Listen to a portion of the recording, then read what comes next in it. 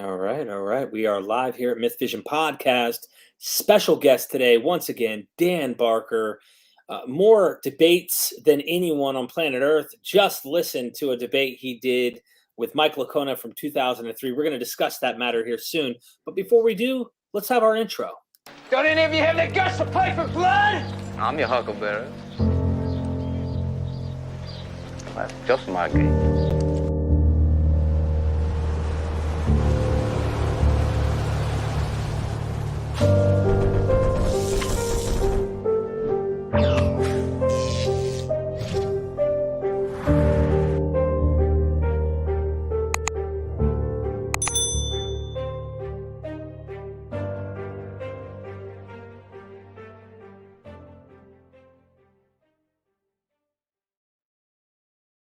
We are MythVision. Welcome back to MythVision Podcast. Dan, I see that you like the intro. I've got quite a few of them. So who is that man in red? Where did he come from? That's me, actually. I got a whole new set of laws for us to live by, and that's kind of like Clint Eastwood in The Pale Rider. He just rides out of nowhere and he comes into town and he saves the day. Who was that man? Yeah, I've been doing a lot. I've got an intro being made by my good friend Jonathan Sheffield, where there's going to be a Matrix intro, and there's going to be an intro with me opening the scrolls in Revelation and releasing the apocalypse. The four horsemen are actually critical scholars that I've had that are one of my favorites. Two females, two males, and having them come and unleash this chaos upon the world. And then there's the opening the scroll, the Book of Life, and it's a list of all the academic critical scholars I've had on the show. So it's just going to be I'm doing all sorts of different things with the show. And thank you for joining me today, by the way. That reminds me, this is fun. I did a debate somewhere, I think in Iowa, where my opponent says, I have a list of 15 scholars who agree with me. And I said, well, okay, so are we going to argue by authority, or what are we going to stack up our list and see who has the highest list? And I said, I don't believe in doing that, but since you brought it up, I had a list of 85 scholars who agreed with me. And I said, okay, if that's the game we're going to play, here's my 85 against your 15. Oh man, yeah. Let's keep listing authorities. No, I think it's interesting to factor in what they say, consider it, then go from there. There's a lot of good insights you can learn from people who are examining stuff closely. So definitely welcome everybody in the chat. Howdy, Ethan. Hello to all. Baron, Zachary, System the Impeller, Ronald, Jojo, Mr. Sabucks. Hope I'm saying that right. Melody, welcome in. Everybody, welcome in the chat. And before we get started, I want everybody to check out Freedom from Religion Foundation. If you are struggling, for example, I mean, there's ways to support this. You can participate, but there's also a way of reaching out if you're needing help. If I'm not mistaken, this is where you can go and contact, right? There's a national hotline, if I'm not mistaken. Yeah, there is a contact page for legal complaints. So if they're praying in your child's school, or if they're putting a nativity scene in front of your city hall or whatever, there's about 50 different kinds of complaints. You can send a complaint to our legal staff and they will act on it. They'll get back to you and ask for information. But that's primarily what we do. We work to keep state and church separate. And then, as you can see on that picture, that we also have our meetings and conventions. That's Andrienne, by the way, sitting there in the middle. Wow. Carl Sagan's widow.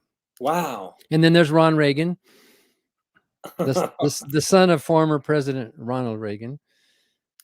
Wow. Yeah, there's a lot of great things to go check out. I put these down in the description of the video. So if you're watching this later and you don't see this live, you can go down there and you can check out the website. freethoughttoday.com as well is another one. And this is your newspaper, correct? That's right. We have an actual physical newspaper that we mail to members all over the country, but then we have an online version of it. And we just finished sprucing up this online page. So it looks a little more like what you might see at the New York Times with articles in that. So we're pretty proud of the look of that. It looks a little bit like a newspaper if you look at it. Yeah. Absolutely.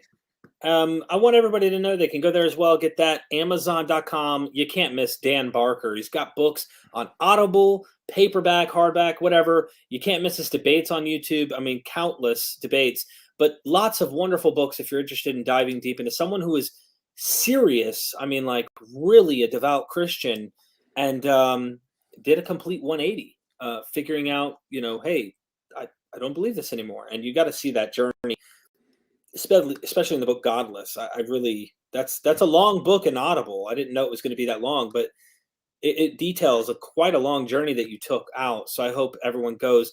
As far as books you're working on right now, though, while we're on this page, what is it you're working on? So I didn't do a 180. I did a 179 because I still like some of the music, I think some of the music is worth, the lyrics are crazy, but some of that religious music. So, there's a book somewhere on that page, which came out in 2016 called God, the Most Unpleasant Character in All Fiction, which was a book that black one in the middle there. That's a book that Richard Dawkins asked me to write to help him document his famous sentence about God, the most unpleasant character. And it grew into a chapter by chapter. Now the book's going to be republished at the end of this year and expanded with a new preface talking about the January 6th insurrection and all of that, and with three extra chapters. So part one of that book, it says Dawkins was right, and I document all 19 of his nasty characteristics. But now I have 11 more. And that part two is called Dawkins Was Too Kind. So I expand it with 11 more chapters showing the actual character of the God of the Old Testament. Wow. Go get the books. Get ready for that one, of course. That one's not released yet. Then you have the Clergy Project. It's clergyproject.org. This is particularly dealing with people who are clergy or they work in the faith, in the church in some way, shape, or form, right? And there's avenues to help them. Yeah, because they've abandoned their faith in the supernatural. They are now, like me, they were in the pulpit preaching, believing, soul winning, all of that, and now they are atheists or agnostics or secular humanists or whatever they call themselves. They no longer believe in the supernatural. And we started in 2011 with 55 former and current clergy. Today we have almost 1,200. There's more than 1,100 now that have gone through the group. About a fourth of those are still in ministry and they want to get out. They need help with an exit strategy because it's tough. You spend your whole life with a degree in divinity and you're a preacher. What are you going to do? How are you going to make a living? Some of them are stuck, especially before the Affordable Care Act. Some of them could not leave because of the health care they needed. One of them had a wife with disability. He couldn't just leave his job, but he didn't believe anymore. He was stuck preaching because it was a job for him. So this is a group that you don't have to join. I mean, it's not like we're asking you to join us. But if you know somebody who's in the ministry, or if you are, and it's not just ministers, it's also priests and rabbis. We have some rabbis and a couple of actual imams, Muslim imams, some nuns who were actually professional, actual clergy. So if you need help, just maybe connecting with others who've gone through it, or what books did you read, or how did you tell your family, or what happened with your marriage? Some of them need marriage counseling. Some of them need other kind of counseling too. Some of them go into depression, and a few of them actually need financial help because they leave the ministry. They were in this respected profession in their town, and now they're flipping hamburgers down on the corner because they've got to, make a living. So that's what the Clergy Project is. It is in all these different ways trying to help out former and existing clergy now who no longer believe in the supernatural. Thank you, Dan, for that. I appreciate it. Go check all that stuff out in the description if that fits your description as well. And of course, the Patreon. I'm constantly putting stuff in there, and you can message me as well. And we're working our butt off here at MythVision to bring you more content. Been doing a lot of lives lately. I have some content I'm still editing, and I'm making a trip. For example, tomorrow, all day, I will be with Dr. James Tabor. So I'll be doing a list of videos. They will be edited. They will be on Patreon early. for only those who help support and making this happen. So consider joining and helping us at MythVision. Dan, we have gotten through the beginning, and now we can have a little bit of fun. Everybody in the chat, if you feel like asking any questions, feel free to super chat your questions. We will be taking your questions and steering the conversation with whatever you would like to ask. But Dan, I was watching your debate earlier with Mike Licona, and I figure maybe we could start there. Okay, but first a question. Why do you call it MythVision? What is that? So there's people who think I work for the Illuminati, by the way, because the eye symbol. Oh. It's focusing on just simply putting your vision onto the myth, paying attention to the myth that you were never looking at before. Because how often as a Christian are you told to pay attention to the myth in the Bible, right? And it was the Bible specifically, but I'm finding all these religions are built with this stuff. So it's putting vision on that, but they think there's the secret eye of the all-seeing eye, and I'm like, dude, the Illuminati has not sent me a check yet.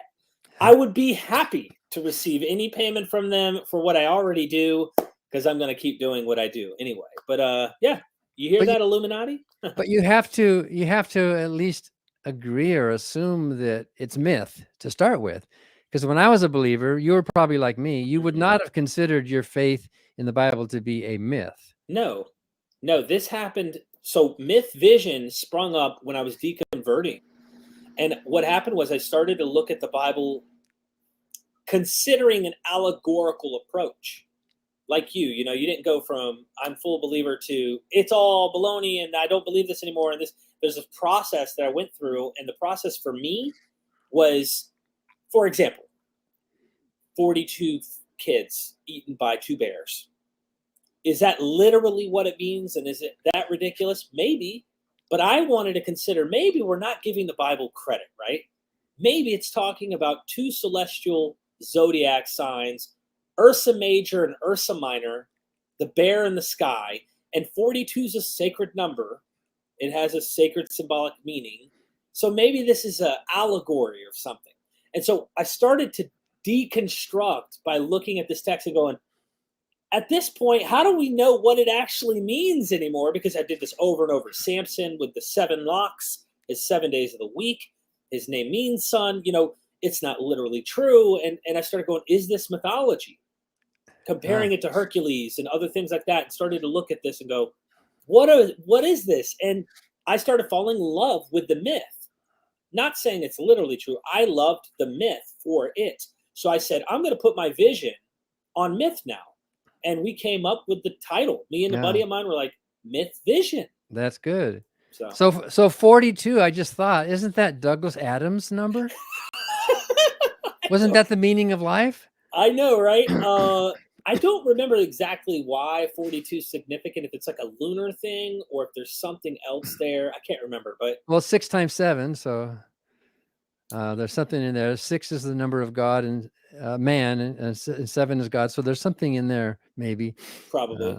Yeah, I wondered if it had calendar significance, but it's definitely sacred. From what I understand, there's more than just the Bible's using that number as a significant number used. I mean, the same thing goes with other texts, like 144,000.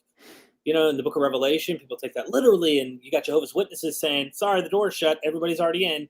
You're going to just be alive on earth, and all the ridiculous interpretations. But the 144,000, to me, it seems like this is a new creation of the Israel of God, if you will.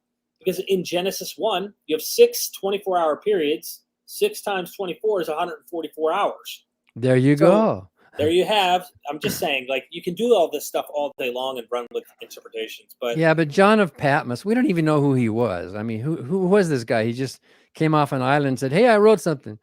It's amazing how much power the book of Revelation has had for how flimsy it is, and and how weird it is. But yeah. But back to the 42 bears, and then we'll go back to the debate. But yeah, I got a couple super chats we'll get before we get to the debate. Okay, so yeah, even at face value, imagine there's 42 children and they're mocking the prophet because he has a bald head. All right. Who it doesn't say how old they were. They might have been young teenagers. They were children, right? We don't know. But whatever they were, there's 42 of them, right? is it plausible that 2 bears could come out of the forest and kill all 42 of those children without some of them running away? I mean, would would they all just have stood there? Oh, here come 2 bears, eat me. I mean, Bobby, kick. No, Bobby. Oh, he's done with Bobby. He went to Lucy. Lucy, stop. well, I can imagine. I mean, if there was 2 really hungry bears, maybe they would get 2 of the kids. I mean, you could kind of imagine that. They wanted to stop and kill them, but 42. So maybe you're right. Maybe that number was picked for some other reason. Yeah. And I'm totally still open-minded to maybe, because this is what I see happens often is you have fundamentalists take it literal, and then you have atheists that are dealing with fundamentalists who have to show how ridiculous the literal understanding would be. If we grant that this is not written literally, then now we're starting to get outside of this fundamentalist approach to the Bible. We can actually come to some conclusions that maybe some of these authors were a little more intelligent than we give credit, and their literary skills of incorporating probably astrology, being superstitious people watching the stars and living at night observing these things. They were priests most likely, which meant they had to be observers often. So I'm thinking they knew how to play with words and knew how to tell stories. Yeah. And I grant that. You know what I mean? And John of Patmos, whoever that was, who wrote Revelation, was clearly making allusions to Ezekiel and to Isaiah. He was well read, and he knew the imagery. He knew the tropes that were out there, and so he brought them into his modern Roman era. He had a real gripe, I guess, with the the Roman army for destroying Jerusalem. So yeah, I mean, he might have been, what's the word to say? He might have been very creative, but he wasn't stupid. I mean, they could put words together. They could put concepts together. Yeah, I mean, I'd go even a little more, than just concepts, but they were still yet superstitious. There was still this anticipation, apocalyptic fervor, and there's another, like, some of these scholars aren't sure if the beginning of the apocalypse, if you will, the book of Revelation, they're not even sure if that was there originally. Is this tacked on? Was this originally a Jewish like? This is something I talked to Bart Ehrman about recently. Was this originally a Jewish text and they sprinkled Jesus into it? This is something that is actually seriously considered. And, we don't know. No. Like, let's be honest and just say we don't know. But, like, the confidence of, no, it was John, and it was John, the disciple who met the so-and-so. It's like, well, even the early church fathers were grappling with this. Many of them rejected Revelation. And what was his name? Bishop Dionysius in the 4th century, was it? He said, he basically said, this is nuts. I can't make any sense of this. We're just going to have to consider this to be some kind of a mystery. So if those early Christians couldn't figure out what this was, I mean, how the heck are we supposed to understand it? I'll tell you why they're doing this, and I want to get to these super chats here. Elaine Pagels, love her to death. I visited her in Colorado at her wonderful house. We spent 2 days recording all day, hanging out, and she said, when she wrote the book on Revelation that she was writing, she said that Irenaeus, the first like real known church father who takes this book seriously, because many of them thought it was a heretic who wrote it, because there was many people who wrote in the name of Jesus that were heretics, trust me. But he thought it was a heretical book until one of his close friends was persecuted by Rome. And what happened was, it cost a lot of money to charge for gladiators in the ring. So he writes, I can't remember who it is that's writing to the emperor at the time and says, listen, gladiators are really expensive. We should, what do you think about taking convicted criminals and throwing them in to have lions eat them in the den, that kind of thing, and satisfy the crowds, let them get their bloodthirst filled. And he's like, yeah, go for it. They're criminals. So as long as they're criminals, sure. Christians meeting in public places were breaking the law in certain instances, so they'd be convicted of a crime, and they had the opportunity to denounce Jesus, but they didn't. And so this is what made them faithful martyrs, if you will. His friend, according to what Elaine Pagels is telling me, gets killed by Rome. So here is this guy reading this text, like modern fundamentalists in America are reading this text and seeing what's happening in the Middle East and this and that, and they're interpreting this through the lens of their own experience and say, this is about us now. Irenaeus then said the book of Revelation is actually prophesying our day. But then Athanasius gets a hold of this book, a whole century later, reinterprets things that Irenaeus did out of the book, starts applying it to his own day as well. And they did this over and over throughout history. It's interesting, but it tells you, why is your confidence in trusting this is about now? Like, stop. Just stop, you know. I have Elaine's book. In fact, I'm quoting from it in my next book, her book about Revelation. And she pretty much says in there, in a scholarly, careful way, of course, that most of it is an allusion. It's a literary borrowing from whoever wrote it, John of Patmos's experience in reading. You got to give it to him. And it was hard to find stuff to read then. You know, stuff was written on scrolls, and I mean, it was hard to find things, and then to remember it all, because they didn't have like indexes and books that they could pull off their shelf. But in order for them to remember all that, it was floating around in their minds, and they were very oral, memory-based culture at the time. So you got to give them a lot of credit for, as crazy as it is, for putting it all together. Thank you, Dan. Zachary, thank you for the super chat. Hey, Dan, big fan of yours. I love your "you don't have to go down to my basement" thought analogy of Christianity. Can you explain it to Derek and then explain what inspired it for you? Yeah, so I sometimes give this, it's like a 2-minute presentation in public events. When I was down in Australia back in, I think, 2014, I gave it to there's 4,000 atheists in one room, if you can imagine that. It was pretty amazing. Maybe some agnostics and others sprinkled in. But basically, what is Christianity in a nutshell? You know, the Bible says, "For God so loved the world that he gave his only begotten son, that whosoever believes in him should not perish, but have everlasting life."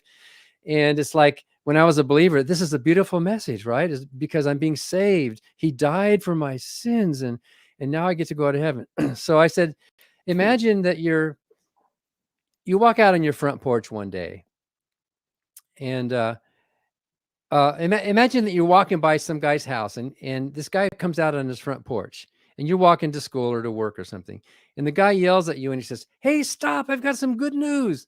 I got some really great news for you." And you go, "What? Really, stop! You're gonna want to know this. You don't have to go down in my basement." And you go, "Huh? All these months you've been walking by my house, and you're not paying me any attention. You've been ignoring me, and I'm special. I'm somebody. I'm important, and you've just been ignoring me all this time. And I got to tell you some great news here. You know, I was so mad that you keep ignoring me. I was so angry, my wrath, that you were not giving me the proper respect that I deserve, that I built a torture chamber down in my basement. And there's knives down there, and there's some smelly vats, and there's some flames, and there's chains, and there's hooks. I mean, it's just a horrible torture chamber down in my basement. But you don't have to go down there. I sent my son down there, and it was horrible. It was an agony. It was an agony of suffering and shame. But he paid the price for you. I was going to send you down there, but you don't have to go. That satisfied my anger. Now that my son went through that torture, my anger is satisfied now, and you're free now. You don't have to come. You don't have to go down to my basement. All you have to do is come on up here on my porch. Come up here, give me a hug, and thank me, and thank my son for what he did for you. And then you can come in, and we'll live up in the attic together forever, and you can tell me how great I am forever and ever. Isn't that the best news you've ever heard? And so what would you do? Would you keep walking and say, "Sorry, I'd probably start wearing a weapon as I walk through my neighborhood." So basically, that's the little shtick that I give sometimes in public. You know, the good news, or you don't have to go down to my basement. You should write a book. You should write a pamphlet book called "You Don't Have to Go Down to My Basement." I'm not even kidding. Well, I tell that story in my book, Life-Driven Purpose. So there's a page where I actually repeat the story in there. But yes, that's an idea. We should write a chick tract, you know, and go house to house, or go church to church. Well, one of our members, actually, we don't recommend this, by the way, okay? But people are people. He took out we have some little non-tracts, actually. They're like tracts for non-believers. We call them non-tracts. and he bought like hundreds of them, and he snuck into churches and he put them in the hymn books, and and he lived across the street from a church, and so he was looking out his window on Sunday morning to see who would come out with these little non-tracts, but yeah, we do have things like that. That's awesome. Thank you, Zachary, for the super chat. Kindlin says, thought of writing atheist music for children? I do have a couple songs for children. One of them is based on Robert Ingersoll. It's called "The Time to Be Happy Is Now," where there's a children's choir, and then I actually have I have about 200 children's songs that are not necessarily atheistic, but they're secular. For Joy Berry. Joy Berry is a internationally known children's author, and she's got all these books. And so I've written a lot of the music for her. We started working together in the early 70s, and we're still working together. She and I, we're still doing projects. And so a lot of that music isn't necessarily atheist music, but it's music that it's secular. So there's a whole bunch of, and it's all ages too, from little tiny kids all the way up to, like preteens. In fact, I wrote a song called the Potty Song, like potty training song. And I have a song about death and that. So yeah, there are some songs that I've written, a couple explicitly for atheists. The one, "The Time to Be Happy Is Now." In fact, I had to find a good kids choir in Los Angeles, in Southern California. And so the verses are very free thought, they're very Robert Ingersoll. But the chorus just says, "The time to be happy is now. The place to be happy is here. The way to be happy is to make others happy," right? Which is kind of nice. Mm-hmm. So the choir came in, and I'm sure most of them, this is Orange County, California, most of them were like believing Christians. So I didn't let them hear the verses. They just sang the chorus part. And then I gave them each $20, and it sounded really good. You can hear that song online, "The Time to Be Happy Is Now," and it's for kids, and kids like to sing along with that. So I also have some children's books. I have 3 books for kids, and one of them is one of the longest selling books from Prometheus Books. It's called "Maybe Yes, Maybe No," and then there's one called "Maybe Right, Maybe Wrong." So you can look those up. Wow. That's interesting. $20, I'd do it. Thank you, Emil. I hope I'm saying your name right. Not sure how to pronounce everything. I love your podcast. I am Romanian guy, and I would like to be your guest. I've wrote a book. That's probably the name of the book, "How I Discovered the Love." So email me. I'd love to find out more about you. Thank you for the super chat. I appreciate the support. Email is in the description, Derek@MythVisionPodcast.com. Thank you for the love and the support, my friend. And hello from America to Romania, I think. I don't know if you're in Romania, but thank you. Let's see what we have here. Doc's back. Good to see you, Doc. One could remove Jesus Christ or JC and insert Yahweh into Revelation, and it would read almost identical. So 2nd century interpolation seems intriguing. Dan, you the man. Well, I'm not an expert on Revelation. I've read a number of books, and I'm quoting from it, but I don't think you need to be an expert to know that all the experts disagree with each other. So you can have your own opinion. You can have your own idea of what you think. The Christians don't even agree with each other on it, but but it does looks very much. And Elaine Pagels and others. I have another book here. Where is it? About Revelation. By the way, she says her last name Pagels. It rhymes with bagels. Oh, so that's right, bagels. Okay. I found it out the hard way. She's like, it's just like bagels, and I was like, okay.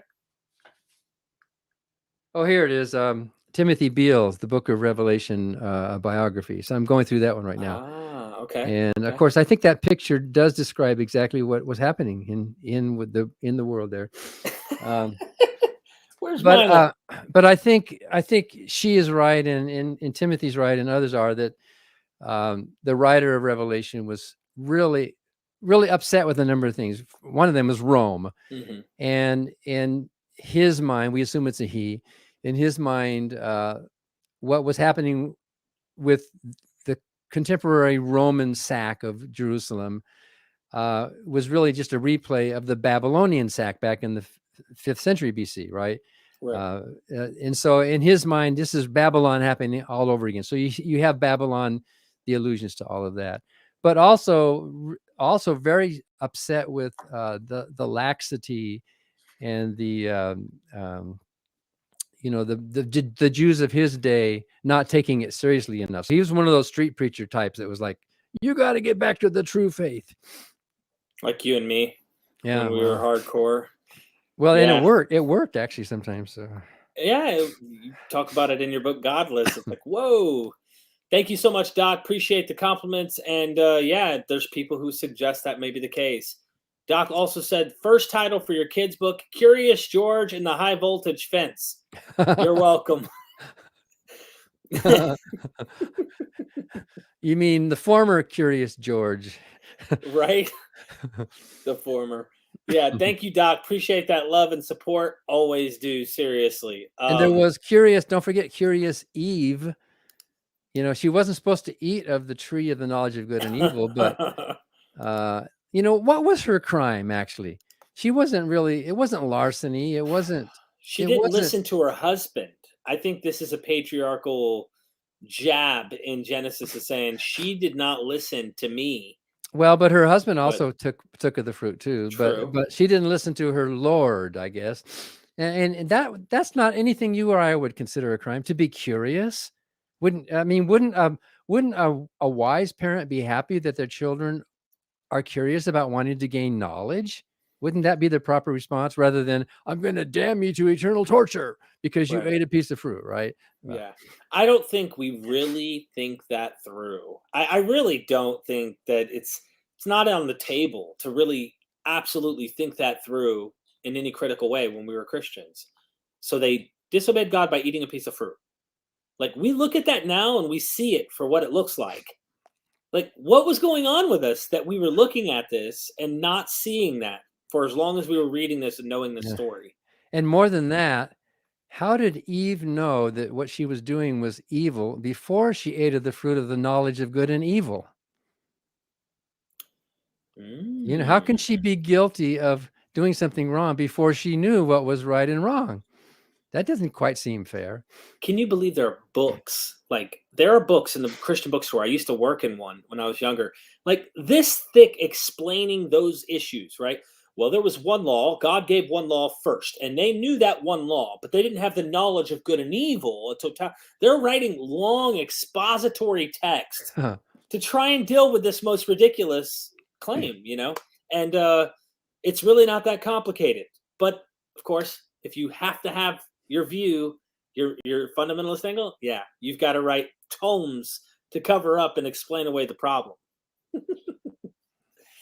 So I was going to bring up this thingy right here. Oh, that debate. This was definitely a good one. Who's that guy with the hair? That's who I was going to ask you. Wow, you were sharp. I mean, not saying you aren't now, but I haven't seen your most recent debates. I'm just saying, you know, with time comes dullness. The blade sometimes dulls out, and you were really, really sharp, fast with this, with Mike Licona, bringing up amazing things. I rewatched it and was thinking, wow, that was really clever. I never really thought of it that way. So, can you tell us a little bit about this debate that you did? So that was, I think that was 2003, University of Wisconsin. Mm-hmm. I saw Mike Licona again since then, and he said that was his first debate. So, and he was pretty nervous. I think he did a great job. I think, you know, when you go to a debate, you don't want to have a pushover. You want to see both sides pretty much relatively equal. You want to, you know, you sometimes I've debated these local ministers who really were just totally ignorant pushovers. And later Christians would say, why didn't you get somebody stronger? But Michael Licona really was good. I think he was respectable. He's knowledgeable. And we were talking the same language back and forth. It was about the resurrection of Jesus. Did Jesus rise from the dead? And since then, about that's 2003. So, you know, I think about 3 years ago, I debated his son-in-law, and I saw him in Georgia, and it was kind of fun to get reacquainted with Michael Licona. But I got to tell you a good story about that debate. Okay. So if you watch that entire debate, you see the audience. The camera's behind the audience, so you can kind of see the heads of the audience there. Let me get a good angle while you're talking, because there's like this one. Yep. Yeah, okay. So kind of towards the end of it, there's a young man who stands up because it was during questions from the audience and the debate was going long. There's a young man who stands up and walks out of the room. And Oh, him and his wife, right? Or some girl. no, with him? it's just a guy. Okay, I saw that during the debate. Two people got up and left, but go ahead. Anyway, so that was Patrick Elliott. He was a young believing Roman Catholic. And he said he just went to that debate out of curiosity. And he said he learned a lot. And, he didn't become an atheist right there, but he said that debate got him thinking. He thought, wow, there's a lot to learn here about philosophy and history. So he started enrolling in some classes. And then he said, so Dan Barker's with Freedom from Religion. He thought that's an interesting group. So then after he graduated, he went to law school. And now he's working for the Freedom from Religion Foundation. He's one of our attorneys at FFRF. And Patrick credits that moment, that debate with him. He didn't like change his mind, like you said, overnight. Yeah. He was a believing Catholic, but it got him to thinking, it got him to investigating on his own. And he kind of credits the whole thing back to that moment, which I think is pretty cool. I think there were two things in this debate that were really interesting. You were saying, because he was trying to say, was it your mother's hallucinations of your father or something like that, or vice versa? Oh, my grandmother's hallucinations of my grandfather. Yeah. Right. You were using that, and he's like, no, you can't get Paul with that. And you're like, no, the point is that the brain can do these things. The idea is that if you grant that Paul is actually experiencing these things, then yes, there's a good chance this is a hallucination of some sort. And he was trying to get you on that, but you did a really good job on that. And then the other thing I thought was just the building of the legend. You really go from Paul to basic nothing to Mark, Matthew, angels and tombs and guards, and then Luke, and then John. You start doing this development, and I can imagine people listening into that might get curious. Well, it's because you were probably like me. There's a tendency to look back through history through the lens of today, or to look back at the New Testament documents through the lens of the latest one that was written. Let's say the book of John, right? If you look at the four Gospels and Acts, and the writings of Paul and 1 Corinthians, if you look at these resurrection stories, and if you put them like on a graph across time when they were written, we have Paul, then we have Mark, then we have Matthew and Luke close together, and then we have John close to the end of the century. The mistake that a lot of people make is they look at the whole thing through the lens of John back as if it was all flat, rather than realizing you can turn this sideways and look at it. Oh, look at this. This story went through a development in history during that first century, and you can actually see the growth. If you count all of the extraordinary things that happened in them and tally them up, you can see a curve. You can see a growth curve showing the growth of the legend. And we know that happens in other stories. That happened with Paul Bunyan. That happens with other supposed legendary events in history. And so scholars tend to debate where you put those dates, right? I mean, conservative scholars want to move them early. They tend to want to move them as early as they can to the actual events. And more liberal scholars are okay with moving the dates later. And you can argue about that, but moving the dates around doesn't change the fact of the curve. There is a growth curve from the earliest to the latest. And that growth curve in the embellishment of the story, as it got more and more, what we might say more and more crazy, more and more like a cartoon as the decades passed, you can see that is a footprint of legendary growth. So maybe the earliest Christians did believe that grandma died and went to heaven, and her spirit is still there, and that Jesus also died and went to heaven, his spirit. But a bodily resurrection, that was a later development. Yeah, this gets into the heart of things I've been doing lately on my channel. And thank you, T-Mart, for the super chat. I really appreciate the support. I've had Steve Mason on recently. I've had James Tabor, which I'm going to see tomorrow. Without a doubt, they're in total unison saying, no, what went into the ground is not the same thing that came out of the ground in 1 Corinthians 15. It's not the same thing that comes out. And that's their point in Paul's whole argument, is it's not the same. It is discarding that flesh, according to them, and it is ascending a spirit. It's Yeah. a heavenly body. And even Paul, even a few verses later in 1 Corinthians 15 said, flesh and blood cannot inherit the kingdom of God. So, I mean, he's always obviously making that distinction there. Yeah. And they do all this little tricks to try and explain how that's not the case and things. In my opinion, a lot of them are tricks to try and make sense. I've heard some serious academics who take a different stance on this.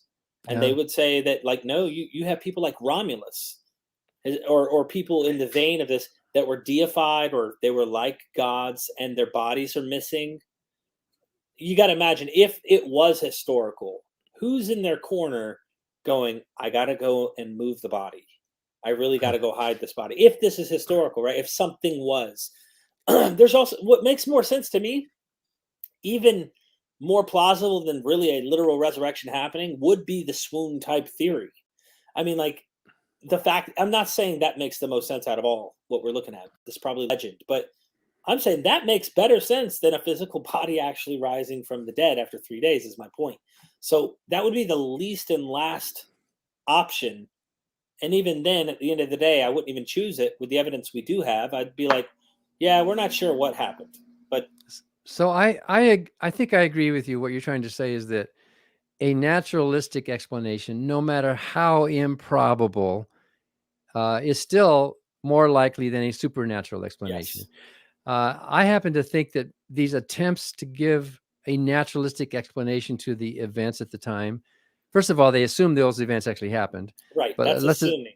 all right, but assuming that, I think they're giving too much credit to the text. I mean, you're twisting yourself into a pretzel to try to make this text to make sense, when actually the text itself is just a legendary embellishment. So why do we need a naturalistic explanation for a fictional embellishment? I mean, there's no way you can untie that knot. It's just, it makes more sense to think that the Jesus story, although it was different in many ways, and all those stories are different, it was part of the general fabric of myth making and, heroic stories and legendary growths. And anybody was born of a god, born of a virgin, and was persecuted by the authorities and was put to death by, and then they came back to, I mean, those kind of tropes, or I sometimes use the word template. I don't know if that's the right word. It's like there's this template of storytelling that they consciously or subconsciously kind of made themselves fit. It's like when you look at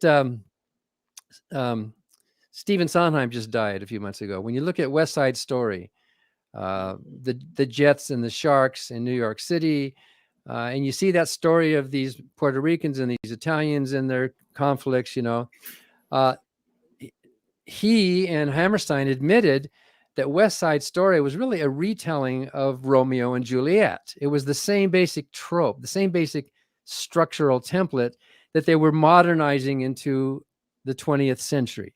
Yeah. And they made no secret of that. I mean, it was, and you can obviously see that, Rono. Maria is Juliet, and Tony was his name, was Romeo. So Yeah.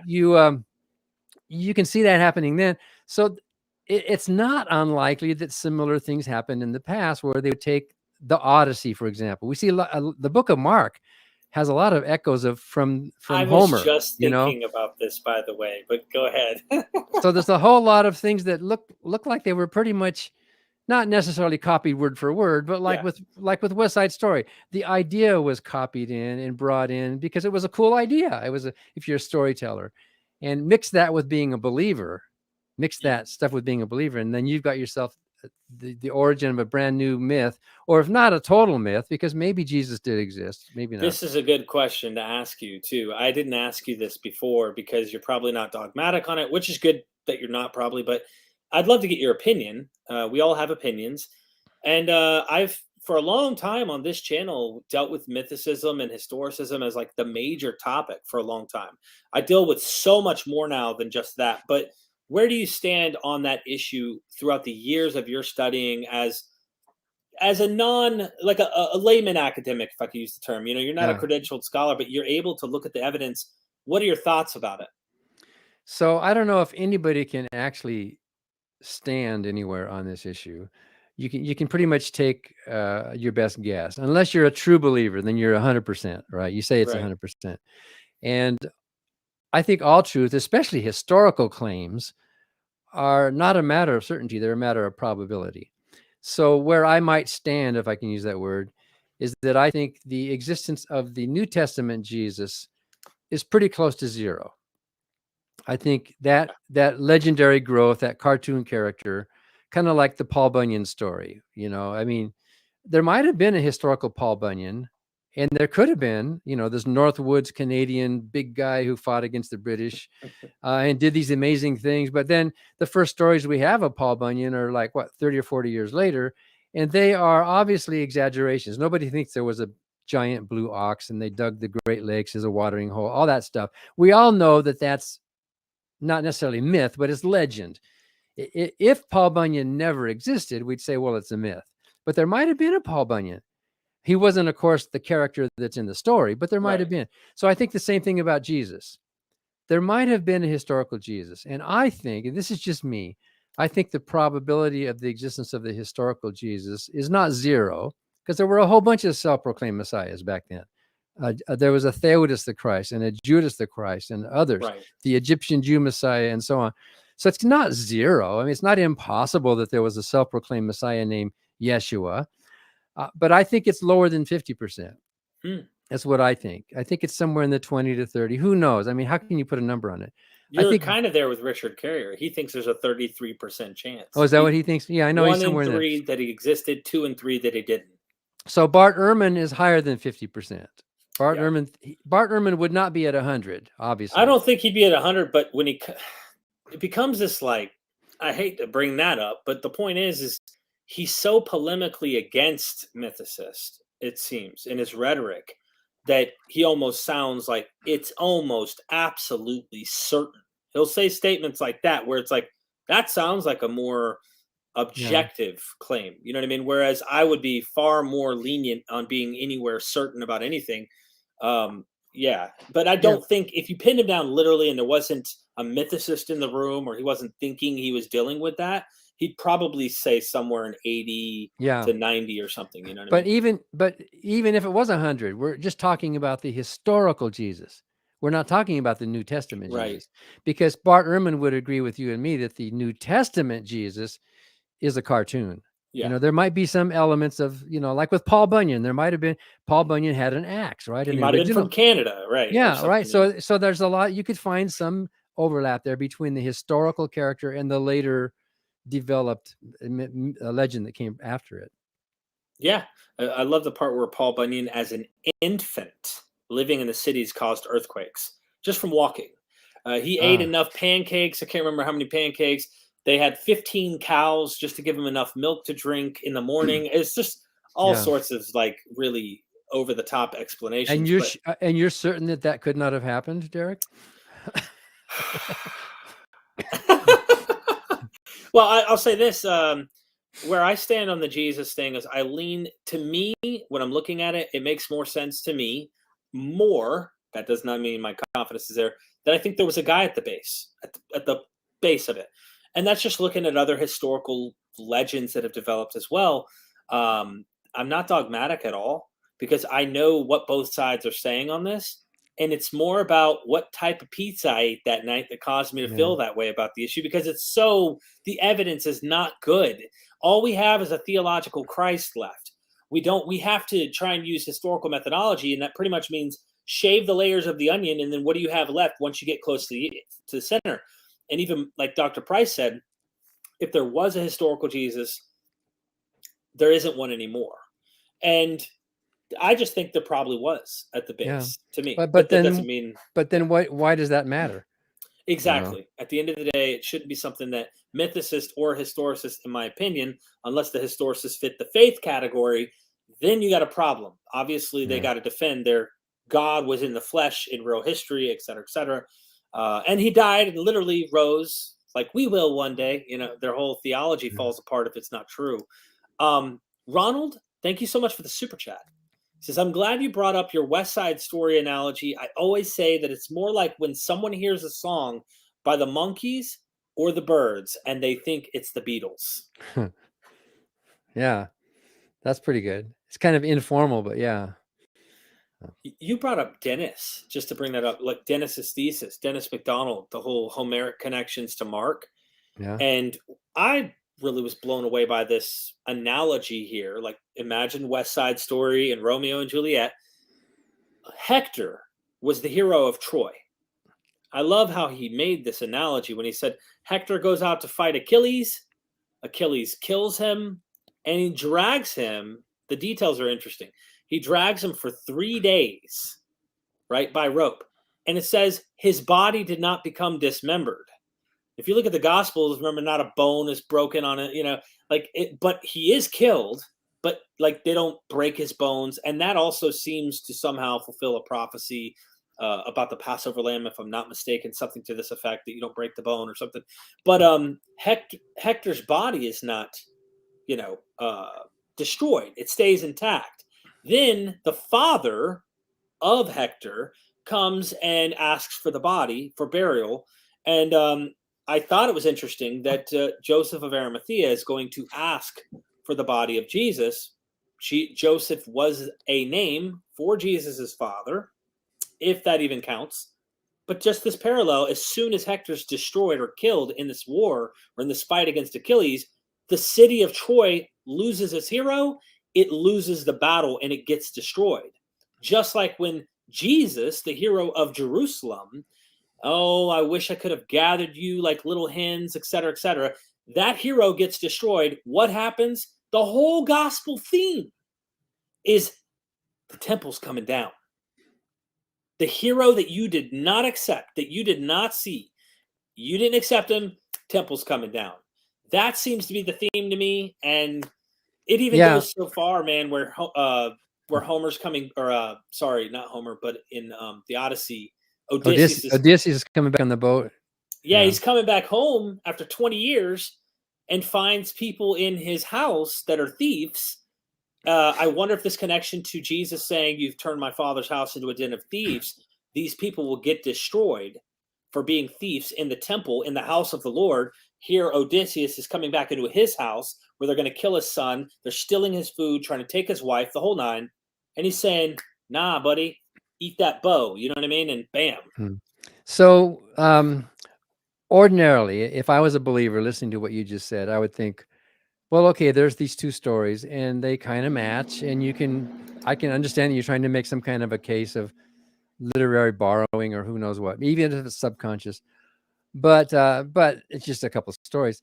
But what MacDonald does, and it looks like you've read his book and others, he shows that it's not just those two stories. There are dozens and dozens and dozens just as interesting as what you just told.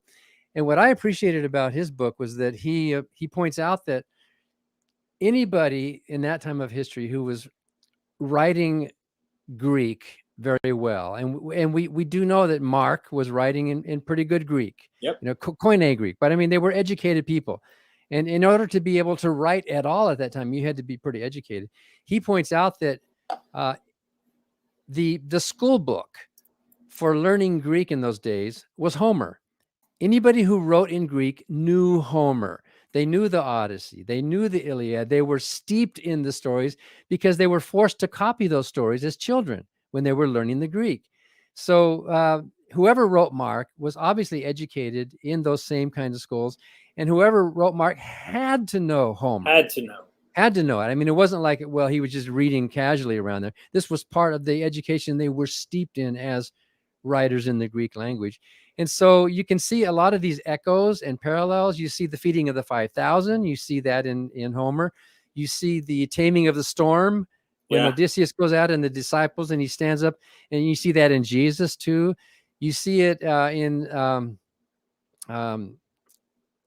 catching the fish, throw the net on the other side of the boat. You see it in a lot of these stories, not necessarily all Homer. Some of it's other stuff like Bacchus and other stories. But you can see how these, what's the word for it? These themes, I guess, they were in the air. And then the New Testament writers sat down to write their stories. Well, if you're going to write a story about a God, what kind of things do you need to put in the story so that the readers are convinced, yeah, he's writing about a God? Those are the kind of things you write. Yeah, the Sea of Galilee really intrigued me when I found out that wasn't a sea, it was a lake.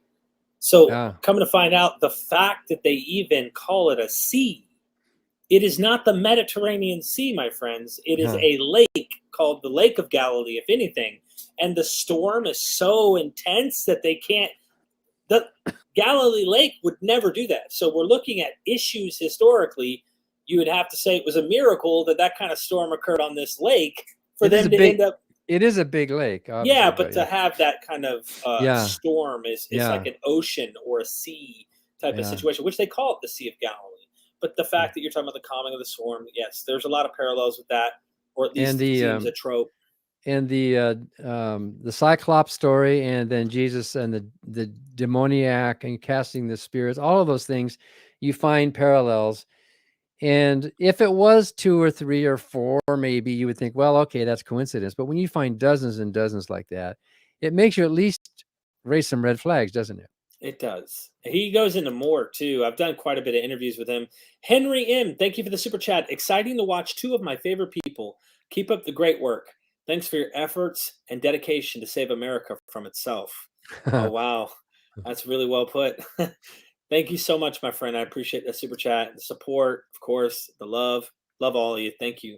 One of the interesting things he brought up that really caught my attention was this Tantalus connection that I mentioned this to M. David Litwell. M. David Litwell's never really looked at it like this, but he said, maybe, but I don't see it. Of course, he's not really, I don't think, took the time. These academics, I like to call them groundhogs. They go into the ground, they find riches and treasures, but oftentimes are not really looking at each other's works. And anyway, the whole Lazarus story. Here you have the rich man and you have Lazarus. This really gets Christians' ears raised because this is where they get their notion of hell. They love to think that this is where we're going to go one day. And anyway, the point is Lazarus ends up in Abraham's bosom. And here you have this rich man like saying, please send someone back from the dead. Will you just touch your finger? This idea of the touching the finger of the water and just touch my tongue with it, please. He can't. He can't. But he wants to, but he can't.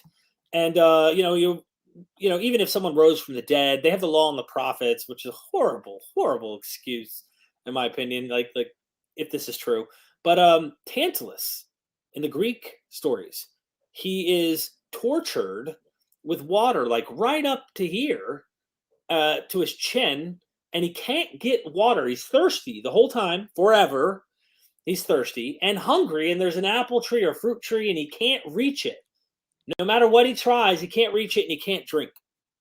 So he's tantalizing in this place, this agony in Sheol, if you will, or in the grave, in this afterworld, this underworld. And that's in the Greek stories. And Dennis said he thinks that there's this connection between the rich man and Lazarus and this Greek myth. I love that kind of stuff. I love hearing that kind of stuff. You know what I mean? Like finding out.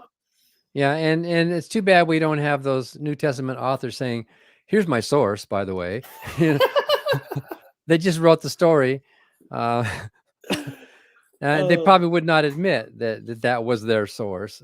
Some of them actually kind of are clear about it. When Jesus quoted the Old Testament, obviously he admitted some of his sources. He misquoted the Old Testament a number of times, and he did exactly what you were saying earlier. He took Old Testament passages and made them apply to his age. Those passages back then were talking about us, right? Because we're important. What's happening to us is important. Of course. Yeah. Real quick, super chat. Dennis Lecker, my buddy, thank you so much for the super chat. Did Paul see the writing on the wall and attempt to save the Essenes et al. From themselves? And is Islam similar to an intolerant Qumran community? So did Paul know about the Essenes? I don't know if he did. We don't even know what they called themselves, but I don't know if Paul even knew anything about them. What we do know from the Dead Sea Scrolls and from some of their writings is that they say nothing about Christianity. Obviously, it's all Old Testament stuff. So there's no confirmation in anything the Essenes might have left us that confirms Christianity. It might indeed confirm what Jews believed at the time about their Old Testament writings, which is fascinating from a historical perspective. But yeah, as far as the whole Islam, is Islam similar to an intolerant Qumran community? It's like saying, are Christians like this? And honestly, it depends on who and what kind of Christian or what kind of Muslim you're talking about, because Islam is not one message.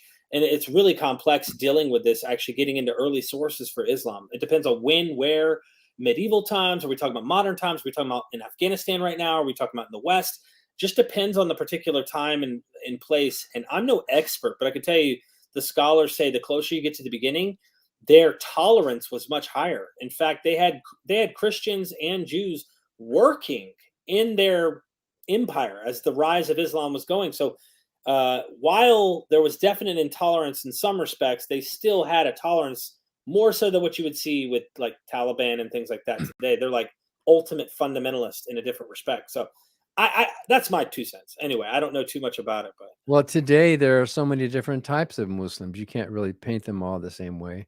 I've done 8 public formal debates with Islamic scholars, with Muslim scholars and apologists. And I have to say they are very smart and they're pretty informed even on philosophy, and they tend to emphasize more the ontological arguments. In at least in my debates, they tend to emphasize that more than the evidentiary things. Unlike a lot of Christian apologists. Of course, Christians also go across the spectrum. They're not all the same. But I remember during one debate, I think it was with Hassanein Rajabali in Queens, I made the statement that I think the whole essence of Islam is the control of access to females. And you could see that. And you can see in the writings, and you can see what makes them really angry, and how the women dress. There were these, before the debate, there were these young women coming down this circular staircase, coming down to the lobby level. And they were all totally shrouded in black, like kind of like Batman or something. I don't know. They were all just like 6 or 7 of them. And those Muslim guys who were dressed like normal guys, like you and me, right? They all turned like this, like their mouths were drooling, looking at these women coming down the stair. That was, in a sense, their property. And I debated another guy in London. What was his name? A nice guy, a big guy. And I asked him during the debate, I said, here, you and I were just dressed like normal people, but in the back row, look at all those Muslim women. They're all totally covered and draped, and I can't even see their faces, and they're back there. And I says, why? They're human beings. And he said during the debate in front of the crowd, Allah knows that that men have trouble controlling their impulses, their sexual drives. And if those women were dressed like Western women, Muslim men would go crazy. It would be bad. It would be horrible, And I said, you mean you feel like raping those women? You feel like sexually assaulting? Is that what you're saying? And he says, well, that's just the way it is. Men have these sex drives, and this is a way to control that and to protect their property. And I said, well, what was his name? I'm trying to remember his name. I think it's debates online. And I said, well, those women in the back row, they have sex drives. They're looking at you. You're a handsome guy. Look at your nice brown arms there. Look at your beautiful face. Aren't you afraid that you were inciting those women towards sexual assault? And he even got redder than he really was through that. Because he doesn't think about it. Women are elevated in Islam.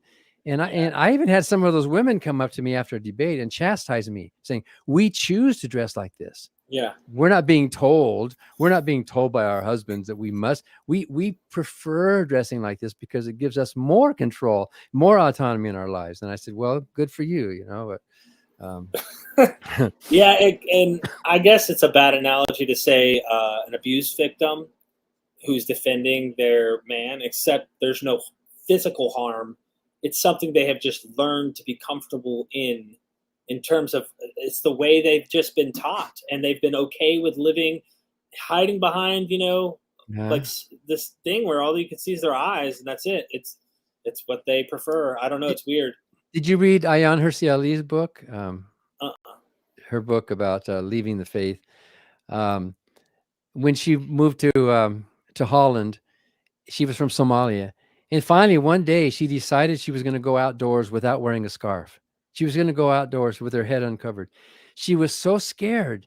She was so afraid. Her grandmother had told her, if you do that, men are going to turn into wild animals. You're going to be you're going to be causing sin. And so it's really a great story to read. What was her first book called? The second was Nomad.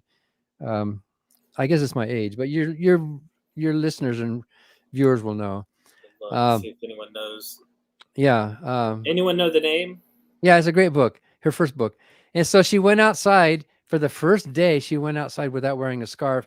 It was all self-conscious and all worried and looking around, and nothing happened. Nobody was looking twice at her. She was just, and after about a half an hour, she realized, hey, this is great. All these things that my religion and my grandmother, all these things they told me, those were lies. That wasn't actually true. Infidel? Infidel, that's right.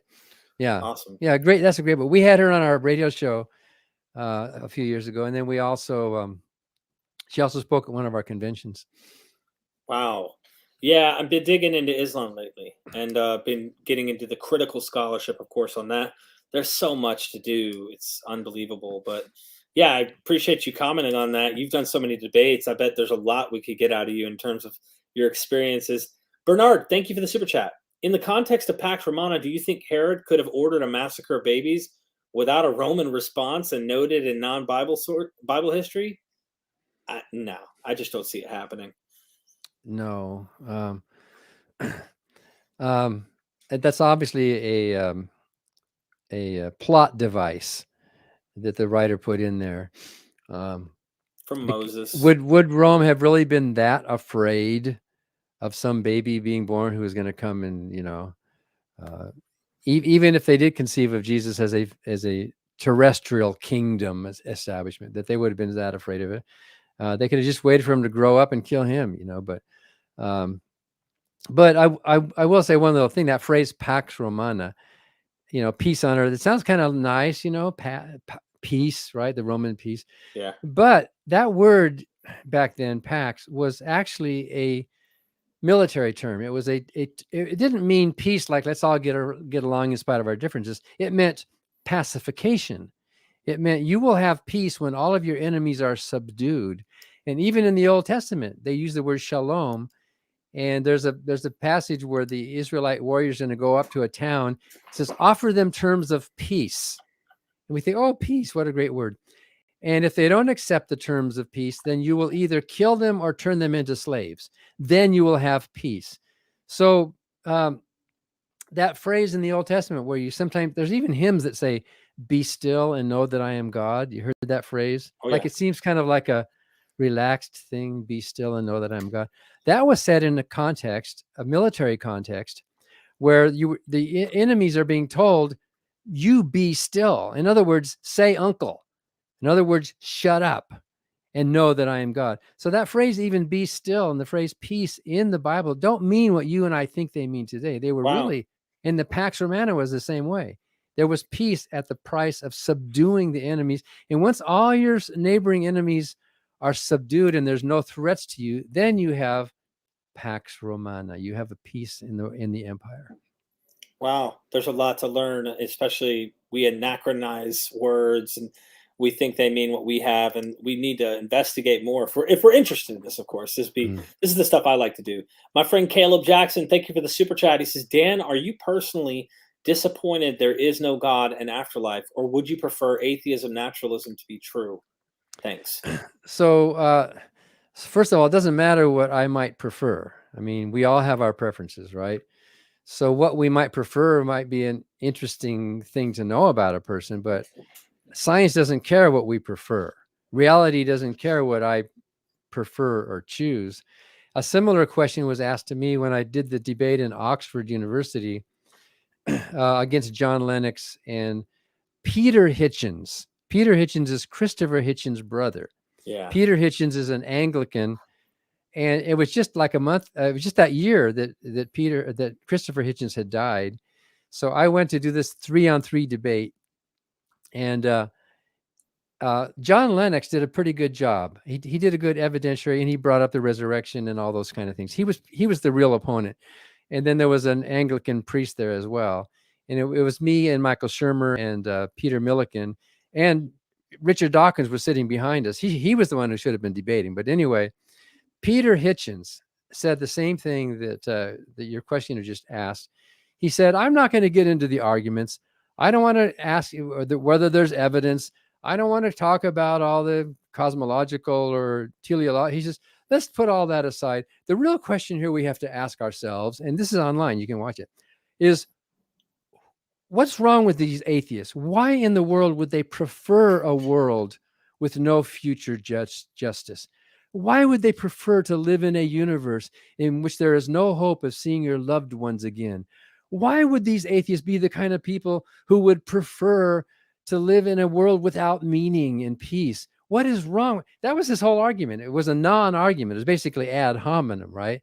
Right. And I didn't have a chance to respond to him that night. And of course, I wrote a response in my book, Life-Driven Purpose. So we all have our preferences. I might prefer to live forever. I don't know. Maybe I'm more like Woody Allen, who said, the trouble with life after death is, when does it end? Or he said, I don't believe in life after death, but just in case, I'm taking a change of underwear. So yeah, I think all of us would like to extend our lives if we can, if we're healthy. I think we would all like that. The thought of not existing seems kind of weird. I mean, my mom and dad are dead now, and I know they're dead. They're gone. And it's just weird that they're not here anymore. It's kind of maybe slightly comforting to think that, well, maybe they are somewhere else and I might see them again. Yeah. Although the Bible never talks about being reunited with loved ones in heaven. That's just sort of a modern Christian myth. There's no marriage in heaven. I mean, your spouse isn't going to be your sexual partner anymore in heaven. So even if I did prefer something, Carl Sagan said something similar when his parents died. He said, you know what? I have to admit the temptation to want to see them again, to wish that there was something after life, but I'm not going to sacrifice rational integrity on the altar of my own personal preferences, Right. what I would like to be true. And then when Carl Sagan himself died, Andrianne was there, his wife, and it's a really touching story. You can read what she wrote about it in his posthumous book, Varieties of Scientific Experience. They knew after 20 years of loving each other and being together, they knew they were saying farewell forever. And they both admitted, wouldn't it be nice that we could meet each other beyond somehow? But they both said, we know that's not going to happen. Let's just be thankful for the years that we did have. And to this day, Andrianne, you saw her picture there on our website there briefly. To this day, she says, he's gone. I'll never see him again. He's gone forever. But we did have that time. And of course, next to her, if you look at that picture, next to her is her daughter. Which website is this exactly? Yeah, on this website, there's one of those images right there. No, up at the top, back at the top. It's one of those scrolling images. If you can scroll through it, right there. There's Andrianne and her daughter, Sasha Sagan, which is their daughter, Carl Sagan's daughter. And they both say the same thing. He's gone, and let's just live our lives to the best of our knowledge, honoring his memory, and maybe trying to match his memory in some way. But there's no evidence that there actually is eternal life after death, even if we would wish it. Let's go with what is factual rather than what is wishful thinking. Yeah, I mean, I wouldn't. To be honest, I'd love that, but I think that natural inclination to wish we spent more time with our family members or was able to do that might drive us to try and find better ways to extend life here, now. Yeah. So it'll drive us, hopefully, toward a motivating factor of this life. Yeah. How do we extend this that we know exists, and not wishful thinking, hoping something else does? Look, I'm very forthright in wishing that was the case. I wish we were able to actually spend that with, forever. But I'm actually going against my wishes in terms of my hopes and my, by saying I don't think that's the case. Okay, but you do wish, you're probably like me, you wish you could be with your loved ones, right? I mean, Absolutely. You wish my grandma, my grandpa, and I wish I could meet my unmet ancestors, my great-grandparents that I've heard so much about, but I never got to actually meet them. Wouldn't that be cool? But would you really look forward to spending an eternity worshiping Yahweh, praising him forever? Is that what you would think would be a good use of eternal life, to be worshiping this Lord, Master, who calls himself your husband and you're his wife, and you're in this eternal city together where there's no marriage because now you are married to him. I mean, is that something you would really look forward to? Is that even an existence worth wanting? Yeah, I don't like, I guess. See now, Dan, you're doing too much now. You're starting to put too many extra ideas in there. No, but that's exactly what the biblical text is saying. And while one can allegorize whatever they want to do with this and try and say that's not what's going on, yeah, I just like the idea of being able to spend time with my family, and what I know at this point. Yeah. That's all. I'm not going further than that. I'm just simply saying I wish, as an atheist, as someone who doesn't think that is the case, I would love that to be the case. But I hope it drives us to do better here now and extend our lives here. Well, we're doing that, actually. Our life expectancy is much higher. I'm 72 and I'm still basically relatively a young person. I thought you were 35. A century ago, someone my age was decrepit, right? I mean, the number of people in their 70s back then was very, very small. Did you ever see Julia Sweeney's play, Letting Go of God? She was raised Catholic. She was talking to a Christian friend and she was struggling through all of this, who was telling her, when you die, you get to live forever. And she says, really? And she says, yes. And then you get to be with all your family members. And then Julia said, oh dear. Oh, no. Yeah, no, I get it. And it's a personal preference type thing, because what if the father was an abusive sexual deviant? Okay. Yeah. You don't know. Now I'm stuck with daddy forever and I'm not happy with daddy. You never know. Exit Music, thank you for the super chat. Great show as usual, Derek. Thank you for the support and the compliment. Dan, you are something else. We also have another super chat by my buddy Caleb. He's back. He said, if you had to pick, living or dead, who is the best defender of theism and who is the best defender of atheism that you are aware of? Good question. Thank you. Oh, if we had to pick, I would need 5 or 10 minutes to think through that. Because it depends what you mean by best. I guess it's a person. This would obviously be subjective for you, your opinion that you think was the best. So I respect debaters who are articulate and informed. So you mentioned Mike Licona, and I really respected him. On the one hand, when style and articulation comes into play, I think William Lane Craig is very good, although many of his ideas are very bad. You can respect somebody who has bad ideas if they're sincere about it and they're presenting it in a respectful way. So he and I have actually never done a formal public debate, although we did do a debate on TV once, national TV, which was more of like a talk show. It wasn't like a moderated debate, Mm-hmm. And at the end of it, he, of course, brought in personal experience. He says, at the end of the day, he has a personal experience of knowing God. And I was saying, well, then why do you need these other arguments? Why do you need all that? If you have a personal experience, and if you can get me to have that same personal experience, then why do we need all this stuff? Why can't we just have a direct knowledge? But I debated Richard Swinburne, and Swinburne he's dead now. We debated in Dublin, Ireland, a philosopher. And when I was making the argument that you can't explain complexity with more complexity, like the argument from design, if the explanation for the origin of this designed functioning object is a brain or a being that created it, well, that's just invoking more complexity.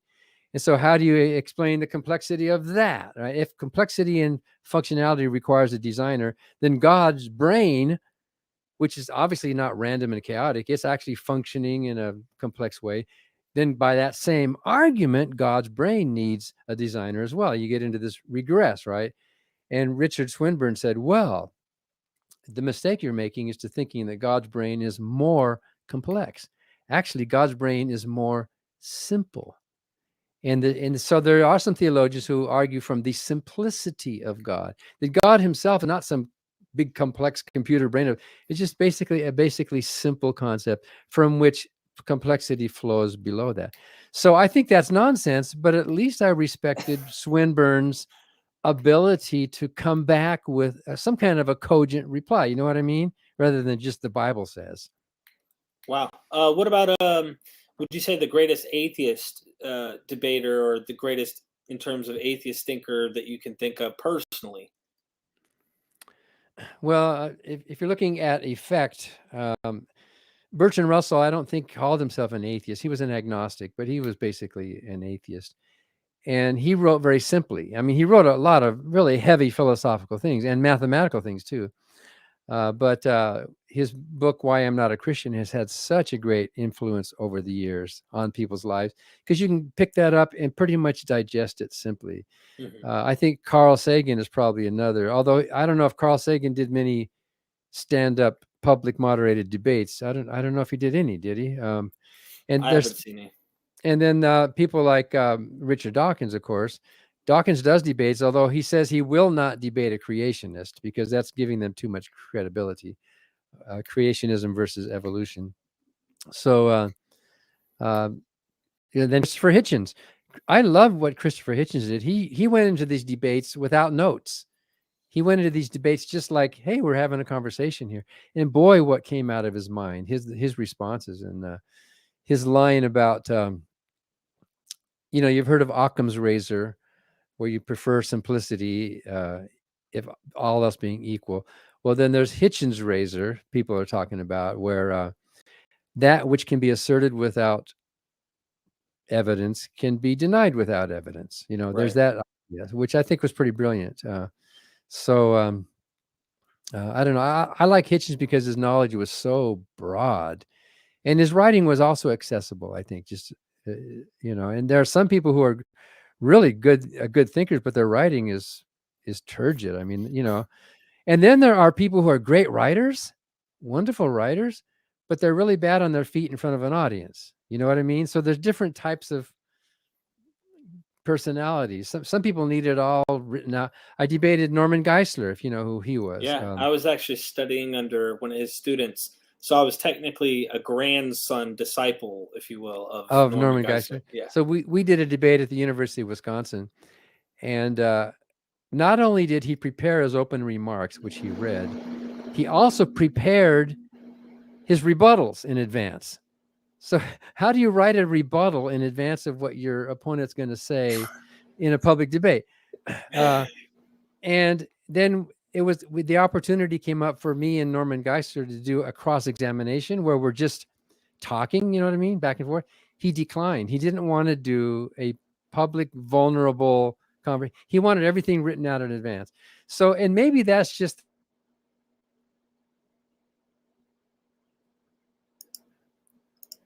we lost Dan for a second. To be thought out, put down on paper.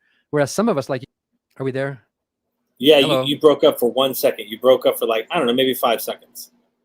But you were saying, why would he? Yeah, it was Satan. I know it was Satan because Jesus is in the chat right now. And if Jesus is around Andy's back, then. Oh, there he is. Okay. Yeah, Satan's got to be there too. He's finally back. Paul was right. Even so, I know. Lord, come quickly. So quick? I've got a question for you, Jesus. Is 2,000 years quickly? Yeah, I don't know. It was only 2 days. To him, it's only 2 days. You know what I mean? No, you were saying it's not common that people write their rebuttal back. I mean, that's not a normal. But I don't think we should hold that against Geisler, because some people, there's just different styles. Some people are better at thinking it through and writing it down, and others are better at getting up in front. Like, who's really good at that was Dinesh D'Souza. He and I did actually 8 different debates in 8 different states, and I think he's nuts, obviously, but he's a very cordial nut, and he's very informed, and he likes the one-on-one cross-examination. We did a debate where we just sat side by side with basically nothing, talking in front of 1,500 people. That was fun, and he was game for that, and I love that. I mean, that was like, and he wasn't preachy. I mean, he said his point, but then he listened to me. So that was, I think that's online as well. The University of Wisconsin about 10 years ago. And so for public rhetoric points, I think someone like Dinesh D'Souza is very good at what he does. Although as a human being, I think it's pretty I don't have much respect for him as a human being. In fact, I met the young woman. Do you know the story about this? You said this last time about the Oh, woman. yeah. His secretary that he was Well, it was really his, no, that dating was or something? Or? his assistant that he brought with him to Oh, this that's right. debate. Anyway, well, we already talked about all that. So, Yeah, no, I just figured I'd bring it up. Maybe someone else didn't. But the point is, the guy was cheating on his wife. And, Yeah. he like, imagine going to a debate for Jesus. and I mean, this is a whole different thing. This is like, and he brings his mistress with him, yeah, like it'd be one thing to say after this weekend, I'm going here for Jesus, and then I'm taking off my Jesus clothes and I'm gonna do the freaky deaky. I mean, he brought her in there with you guys and sat there with her and the whole nine. Yeah. So, Yeah. And I was sitting next to the Christian organizers. They were really nice people, I have to say. Of course, they're trying to be really nice because it's, right. put on your best face for Jesus. But I don't doubt their sincerity. They were really, and when I asked this young woman, are you Dinesh's daughter? And Dinesh leaned in and said, she's my fiance. And this Christian guy next to me, his eyebrows raised. He told me he was bringing his assistant with him, and I thought he was married, and he was married. So that was weird. But anyway, I wasn't moralistic about it. I mean, Yeah. people's lives, things change, and people's marriages fall apart. But it's the hypocrisy that was poignant there. Yeah, that happens a lot. I can't imagine what we don't know about a lot of these people that are, really well known apologists for the faith. I can't imagine what we don't know about their faith, or what their lives are like, because we have this wonderful trained debaters, trained systematic theologian types, and that's all we know about them. We don't really know their private lives, so it's really interesting to think about, though. By the way, it was that same night, that same debate, that I met Ravi Zacharias, because he was there for that whole weekend conference. And after our debate, he got up and gave his speech. And instead of giving his normal speech, he basically turned to me. I was sitting in the front row in the audience now. The debate was over. And he basically was rebutting me the whole time because he couldn't stand it that this Christian audience heard me say some provocative things about the faith. And then I didn't know at the time. And of course, we all know now about his personal scandal.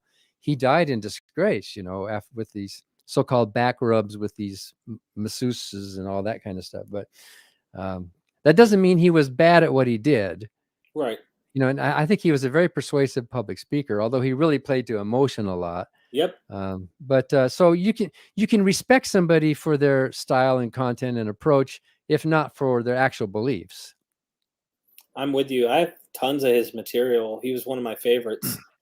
I'd watch him and then William Lane Craig and others, and then read their works. Jesus Among Many Gods, or Jesus Among Gods. I can't remember the title of Ravi's book. And then a lot of these other ones, Jesus, Buddha, and I can't remember the third God that was in that. There's just all sorts of stuff that I used to read and get into his material. And then I didn't see his publication about happy endings. That didn't come out yet. But all right, that was low blow. Low blow. No, I definitely appreciated that super chat that Caleb brought up some ideas of your engagement, of your history of dealing with people, theist and both atheist. So I thank you for that. Yeah, we got another super chat. Bernard, the idea of an afterlife, of eternal worship, and ideas about the state of man before the fall of Adam seem to suggest that the ideal state of man is one of blissful ignorance. Why is that appealing? Well, I guess because we don't live in the Garden of Eden. Life is tough. We have disappointments. We have suffering. We have dreams that are unfulfilled. We have, we're all different, but in general, for most of the human race, life was generally pretty hard. And so going to this afterlife where all of that pain and suffering and sorrow and struggle is gone and you can just relax and be in bliss, I guess that's pretty attractive to a lot of people. Get out of this mess and go up to someplace comfortable. So, and yeah, your phrase there about blissful ignorance, and that's why Eve didn't want to be ignorant. She wanted to bite that apple. She wanted to eat from the tree of the knowledge of good and evil. It's too bad they didn't pick the tree of life. You know, Yeah. hey, have you ever thought of that? If they'd picked that tree instead, they'd still be alive. Jeez. But yeah. So what do you want? Do you want a heaven and an eternal life where you're worshiping with no pain, no challenge, purpose in life? And I say this in my book, Life Driven Purpose. Purpose in life comes while you are solving problems. If there's no problems to solve, you don't have any purpose. It could be food or water or shelter or disease or war or predation or natural disaster, whatever. There's problems in life. It could be finding a mate. It could be creating a work of art. It could be whatever you do. You've got some goal in front of you, and you're trying to aim for that goal. And in the process, before you reach that goal, you have purpose, right? And so we have purpose in our lives when we are struggling in some way to solve a problem. In heaven, there won't be any struggle. In heaven, there won't be any goal. There won't be anything to achieve. It'll just be eternal, ultimate purposelessness. You'll just be there. You'll be a potato or something. You'll just, yay, I'm here. I kind of, can you hear me? Yeah. I'm kind of comforted by the idea of rest in peace, meaning I am like not conscious. You know what I mean? I'm okay with, like, I was okay before I was born. I think I'll be fine after. And that's how I view it. I really think that that's the best way to see it is you weren't complaining before you were born. Everything was okay. And then here you are. So I think it'll be just like that. Mitch, oh, sorry. Oh, just before we get to Mitch, sorry, Mitch, talking about sleeping, you've worked a long, hard day. You're exhausted. And what you want to do is you want to get to bed and you want your head to hit that pillow and you drift off into oblivion, right? So I think that's a lot of older people probably feel that way. You're in your 80s, you've lived a good life, you've worked hard, and you just want to lay down and just go. And I was just reading, this won't take long. I was just reading that there are some scientists who think that the natural state of the organism is sleep. That, like plants are not conscious, but they're living things, right? That the natural state of any mammal or any organism is the sleep is the state that we're naturally in, and that being awake is a kind of low-level brain damage, that we can't be awake that much. We have to get back to our natural state, and that awareness and consciousness and being awake is just a tool. It's just a method for us so that we can get back to sleep again, you know. And so we have really I don't know if that's true, but I mean, it kind of makes sense because when you're sleep deprived, what do you like? Right? I mean, you're almost crazy. So we want that natural state of sleep. So my mom and dad are gone. They're in that natural state of resting in peace. Wow. That's tough to think about, because if that's true, man, I do more. I wish I did more sleeping. Let's put it that way.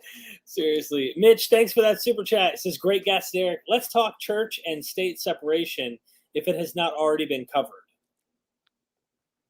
Yeah. So there's so much about it. Yeah. Well, so the Freedom from Religion Foundation has two purposes. Our main purpose is to keep state and church separate. And we do that. We have 10 full-time attorneys. 2 of them are legal fellows. And we file lawsuits. We write complaints. There's John Loftus, by the way, who was on our radio show last week. We educate the public about the importance of keeping religion and government separate.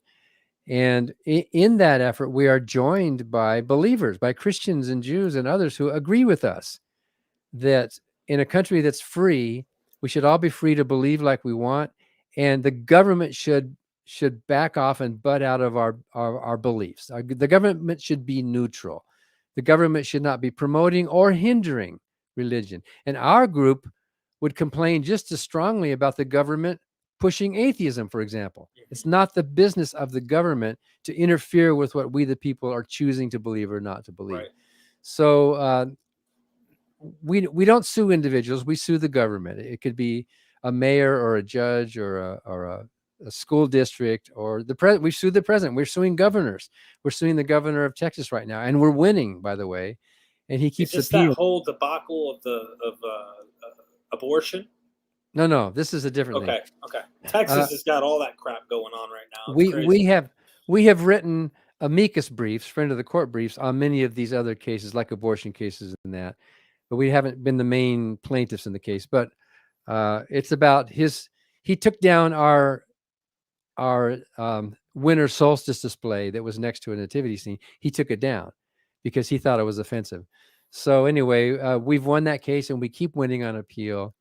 And so he keeps trying to, appeal that. Really, it's a free speech case.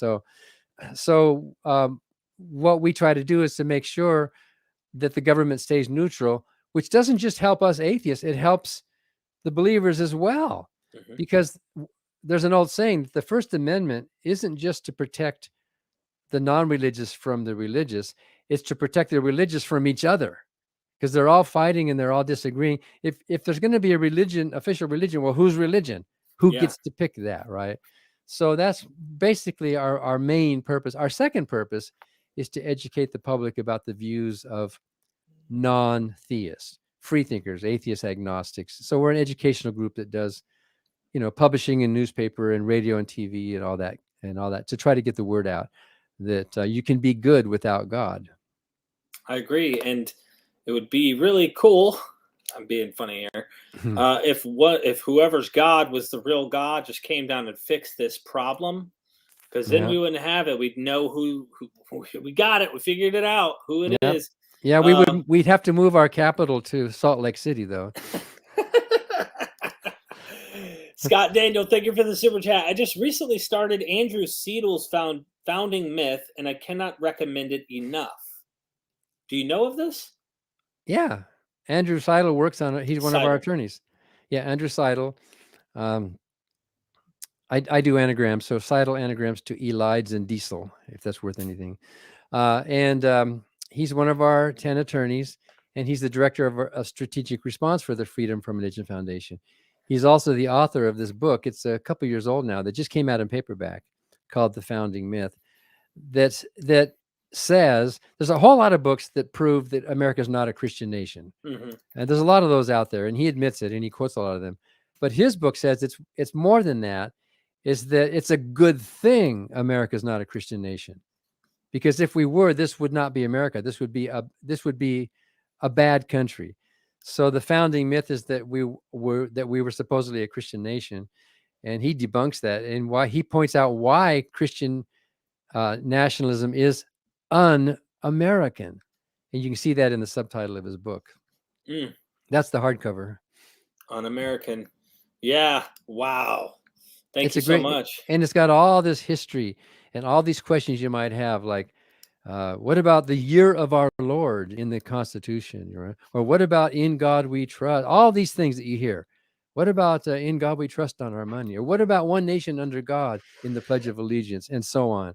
What about the National Day of Prayer or the prayer breakfast? All these things that, and didn't George Washington say, so help me God?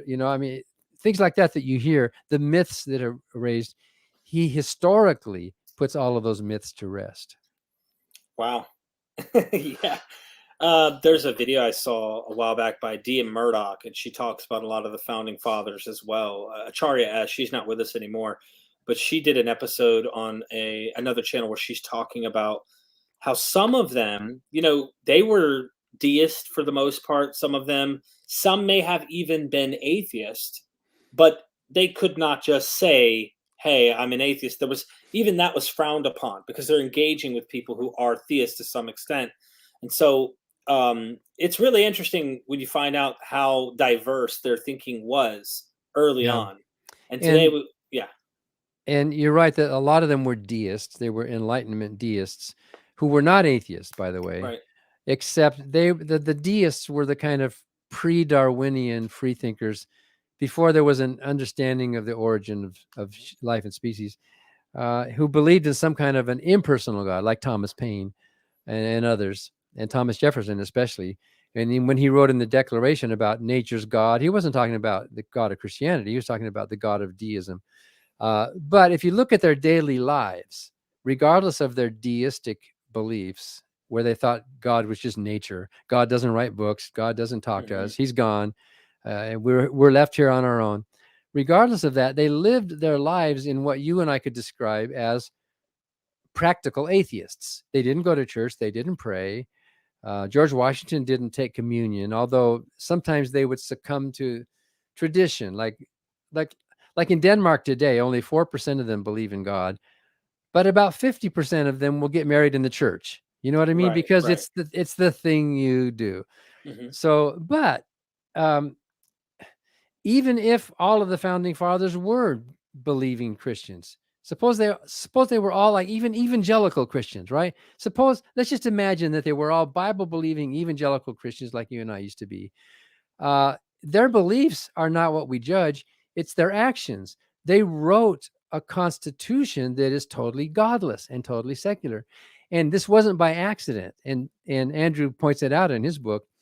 They actually debated whether or not they should put God into the Constitution. That was on the table. And they actively rejected that possibility. They produced a totally secular document that has no references to God or religion except exclusionary. There shall be no religious test for public office, right? And then the First Amendment, of course, the Establishment Clause. So the debate about what they actually believed is important historically, but it's kind of irrelevant to the actual document that they wrote, which was totally secular.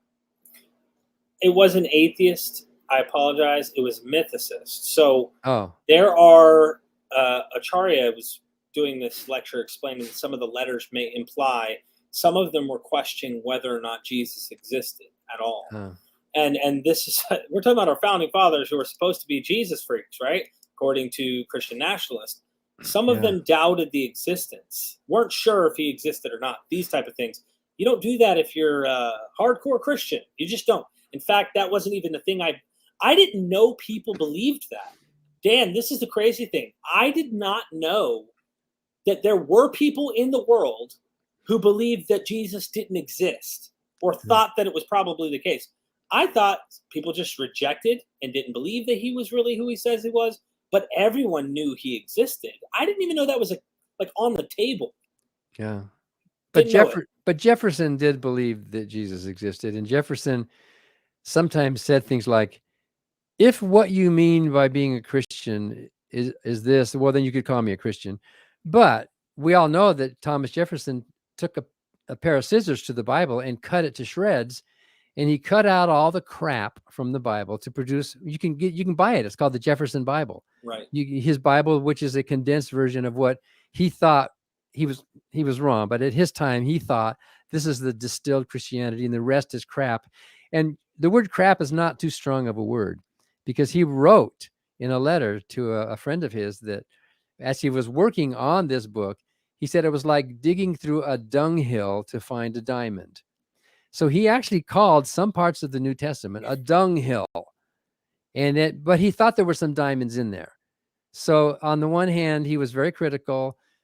How many Christians today would go to their Bible and go, nope, we're tearing this page out. Nah, we're tearing this. Oh, we'll keep this page. No one would dare do that. I would never have done that. It was the Bible. But Jefferson did that. And his name is found on your Christian declaration. No, I'm just kidding. Yeah. So Alan Bird said, thank you for the super chat, by the way, Alan. I really appreciate you. And thanks for tuning in. The call to build the wall of separation was originally to protect Anglicans. I think it was Anglicans. Is that true? Do you know? Well, yes, but no. I mean, to protect all, basically.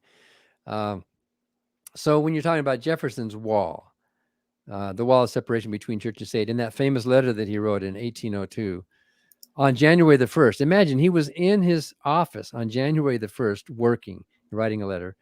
He was answering the Baptists of Danbury, Connecticut, who were worried about, under this new government we're going to come up with, what's going to happen to our status, right? Mm-hmm. And he wanted to assure them, and he said, the First Amendment to the Constitution, that was written decades earlier, the First Amendment, he says, it means a lot of things, but it builds a wall of separation between church and state. So the government's not going to interfere with you Baptists in Connecticut with your private beliefs. Mm-hmm. So he was trying to assure them of that. So, the Anglicans are the Church of England, and some of them were worried what's happening in this new country now that now that the American colonies are broken off from England, and now they're no longer subject not just to the king, but to the church, because the King of England was the head of the church, the Anglican church. What's going to happen to all of us? So yeah, there is some truth in the fact that Anglicans were worried about what's going to be our status under this new non-Anglican country that we live in. Well, it doesn't matter that it's non-Anglican. It's technically non-everything. Right. The government only has powers that are delineated to it in the Constitution, and the government has no power to make religious decisions either for or against. Thank you so much, Dan. As we're wrapping up here, and we've been going quite a long time. I always enjoy these with you. These are how amazing. long is it? Oh yeah, almost 2 hours. Yeah, I love hanging out with you. Time flies, and I'm sure the audience feels that way. Almost 500 viewers right now live that are watching. Hit the like button, number one, everybody. And as we're leaving, tell us how people can reach out. There might be some people who are struggling or they're needing help, and I'll just bring up each of these. They're all in the description. So if you want to go support, if you need help, whatever, there are options. So if you're talking about state church separation, go to that webpage there. That's ffrf.org. And somewhere in there's a legal drop down, kind of above Ann's head there. It says legal. The legal drop down, it shows where you can make a complaint, state church separate, and there's a form you fill out, and then our legal staff will get back to you on that. It can be something that you're noticing in your area where religion is mixing too much with government, or you may wonder if it's something we can complain about. Sometimes you can't. Mhm. There's some things we can't complain about. There's you have a child in high school choir, and during December they're singing a December concert, and there's a Christian hymn, a Christmas carol. Is that something we can complain about or not? And our legal staff will get back to you and say, well, if it's just one song in a generally secular concert, we can't complain about that. They might have a Christmas carol and a Jewish or a Hanukkah song or something, who knows? And in which case, it's not the intention of the school or that choir director to be promoting their religion or hindering religion. But if 9 out of 10 songs were Christmas carols, and if the concert was held in a local church, well, then that's a different issue. Mm-hmm. So sometimes that's where attorneys make their money, is by making distinctions. Where are the lines drawn? So we can help with that, and we can usually get a letter out that day. If it's something we can complain about, we can get a letter out immediately. We can get it to that, because sometimes it's a high schooler saying, hey, they're going to be singing about Jesus at my graduation next Tuesday. What do I do about that? So we need to be quick to get after that. If your questions have to do with free thought stuff like the existence of God or morality without religion, we also have resources. We have a shop with a lot of books. Somewhere on our that's our newspaper page there. Oh, is it over here? Oh yes, and there's a place there where it says shop, I think, and there's books published. Books, and so there's different books on different topics that we make available, and we're redoing that whole page. So I don't know if this is the new one or the old one, but anyway, there's books on various topics from different authors on different topics that you might be related to. If it's on history of state church, well, then there's Andrew's book. If it's on free will, for example, I have a book called Free Will Explained. If it's on morality, I have a book called Mere Morality. If it's on the Bible, we have a number of books. We just published a book by Brian Bolton it's called The Not So Good Book, about why the Bible is not a good book. So there's all those resources that you might be able to find useful. And if the authors on our staff, will sign it for you too. You can request on there to send a signed copy. Wow. That's a great picture there. Steve Benson, the cartoonist, he used to be a Mormon. His grandfather was Ezra Taft Benson, the head of the Mormon Church.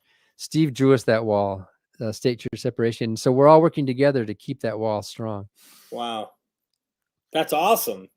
Okay. So this is, I jumped ahead. I apologize. You said free thought, and I saw free thought up here, and I was like, oh, okay. This is the newspaper? Yeah, this is the online version of the newspaper. Most of our members want the physical newspaper. You can get it in the mail. But most of the content from our physical newspaper is online. And you can't subscribe to the newspaper. We just give it to members who join the foundation. So it's not like you're a subscriber. There are people who join FFRF who don't agree with us, but they want the paper. So you can do that. Wow. So obviously go to Amazon. I was plugging it earlier, going back here. And this is the one you're working on now.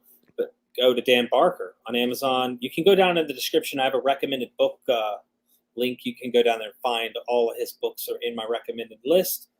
Or you could just go to Amazon.com and find them there. Or you can go through his website, and some of his books are there as well, and request a signature on the book, right? Get a copy that way? Yeah, if it's through our website, yeah. Awesome. Do that. And then the Clergy Project. Well, that's pretty simple. clergyproject.org for, like it says, for clergy.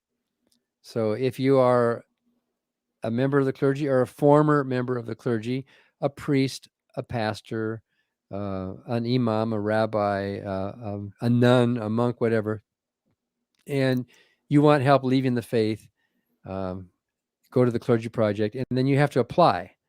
And somebody will actually call you on the phone and we'll do a screening to make sure you're the real thing. We don't want any lurkers, and we need to protect the confidentiality of a lot of these people who are still in the pulpit, because it could be a life and death thing for them. They could be thrown out on the street if it turned out that their congregation learned that they're now atheists. So they want to be, especially an imam. You know what I mean?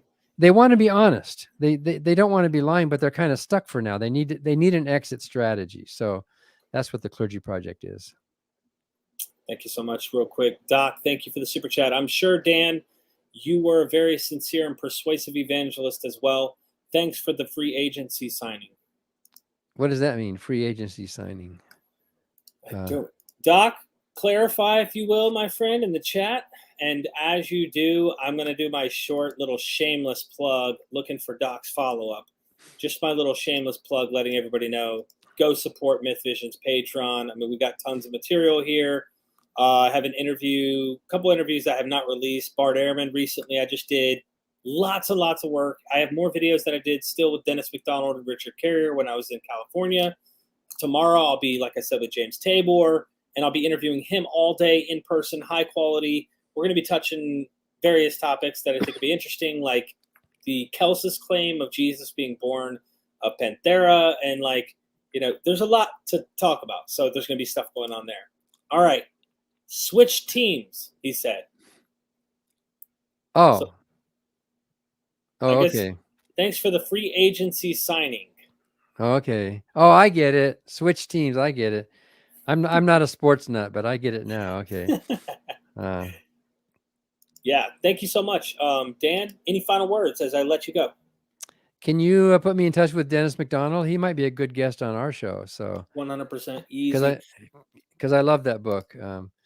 So I guess the last thing I want to say, and I'll be very brief here, is that I think what a lot of believers don't understand about us non-believers is that for many of us, I know for you, Derek, and for me, our non-belief can be and is just as precious to us, even as a kind of identity, as their belief is to them. Mm-hmm. And that a lot of believers think, well, we're just empty and sad and we have given up our faith and we don't have any morality or any hope or purpose in life. But many of us non-believers, I can't speak for all of them, obviously, many of us find being a non-believer, being a free thinker, exciting and just as much something to celebrate and to be proud of and to trumpet as believers have in their faith. And it's not like we're knocking on doors trying to browbeat people, but we're proud of the fact that we don't believe. We wear that as a badge of honor. And to us, it's something positive and something joyful in our lives. Yeah. Just to give it analogous as to why I think it's so amazing is, you kind of feel like you figured out this, how to put this, religion kind of is a fossil. You understand the man-madeness of these things, and you're seeing how through our evolutionary process that religion is a byproduct in our development. And it's a byproduct that isn't necessary. I had an atheist today chew me out in the comment section of my little short that I did, talking about, you new atheist, like he criticized the hell out of me. And I'm like, new atheist? And he's like, yeah, you new atheist, you're arguing against our own evolutionary thing, and that these people need religion and stuff. And I'm thinking to myself, no, I'm not. Look, I'm not trying to make people not believe in something, right? I want people to think rational. I want people to be critical. At the end of the day, if they want to be a theist or a deist, some sense like that, that's cool. It's fundamentalism that I'm mainly after. And I wanted to make the point that you act like we absolutely have to have these religions or that's it. And we're examples that that is not the case. In fact, I have far more fun, far more pleasure in this world that we live in without it than I did then. And I totally devoured everything I could in Christianity. I would go into these states in worship. I would try my best to literally envision myself right there before the throne. I mean, I was just obsessive. Believe it or not, it worked against me.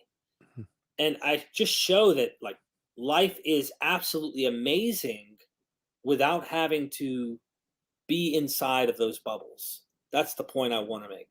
So I definitely wear it as a badge and saying like, why am I good? Why do I help people who are in need? Why am I doing these things? I'm not religious. Why am I doing it? Is it because of religion? Oh, you're going to get a reward. So that's why you want to do those things? No, I think we're inherently good, even though the texts want to say we're not. That's my thoughts. But Amen. amen.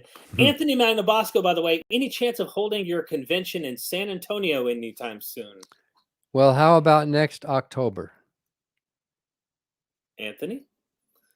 I think I'm rocking his shirt, by the way. Look at our website. We're going to be in San Antonio at a hotel right there on the Riverwalk in October. And we were supposed to be there 2 years ago, but the pandemic delayed us a couple of years. And it was a real chair shuffling to get these contracts. We couldn't just cancel the contract without losing like $100,000. So as long as we promised to come back to San Antonio, and the plan is in San Antonio, I can't tell you all the speakers that we got lined up, but it will be the debut of Godless Gospel. Pretty exciting. Some former gospel musicians, as in black gospel, you know, that good gospel music. Yeah. And I and some others were working together on secular, humanist, atheist lyrics, but to that gospel music. And it's amazing. And Andre Forbes is one of the main arrangers and songwriters. And you just got to hear this stuff. In fact, it's not quite ready, but you can look right now at godlessgospel.org. And you can see we've got a preliminary page going. And in about 3 weeks, we're going to have some samples up of the music. So we're going to, the plan is to come to San Antonio with Godless Gospel and just totally wow the pants off everybody with this totally new thing that's never been done before. Gospel means good news, right? Right. So there's Godless Gospel, good news without guilt. Because the good news is that there is no God. The good news is there is no shame. There is no guilt. And there's some of the original demo people down there. There's D'Angela and joy to the world. Andre. There is no God of judgment in hell. I believe in honesty. I don't need Jesus. Life is good. You don't need to be ashamed of who you are. Let's all give thanks where thanks is due. The natural world. Yeah, and you're gonna love the music. I mean, it's the real thing. So we're actually auditioning for singers. And on that page, you can audition. Go to godlessgospel.org. You can send in an audition if you want to be considered, well, you know, for the choir or even for solos. You can link there and then submit like some MP3s of some of your singing in that. So we're doing a demo in about 3 weeks that we're going to put on that page. It's just a rough demo. In San Antonio, we'll actually have the full band, you know what I mean? A real live concert. Wow. Thanks, Anthony, for that super chat. And of course, bringing that up. Definitely look forward to meeting a lot of people online here in person next year. I'll keep you informed when I'm heading somewhere as well. And we can all meet up whenever we go to these places. Because I guess a lot of people were shocked I showed up one of the conventions earlier this past year. And I didn't make any notification. I wasn't planning on going. And then last minute I was able to. So I was like, okay, I'll make sure I let everyone know here on MythVision in advance. And thank you, Dan. Was there anything else you wanted to add before we leave? I think it's time for dinner. So this has been great. I really admire and respect what you're doing. It's nice to see a young, energetic face taking on this good cause. Thank you. Don't go anywhere yet. I'm going to connect with you real briefly as we get off of here about Dennis. And ladies and gentlemen, if you're wanting to chant, some words, your own new gospel, just let everybody know. We are MythVision. Don't any of you have the guts to play for blood? I'm your huckleberry. That's just my game.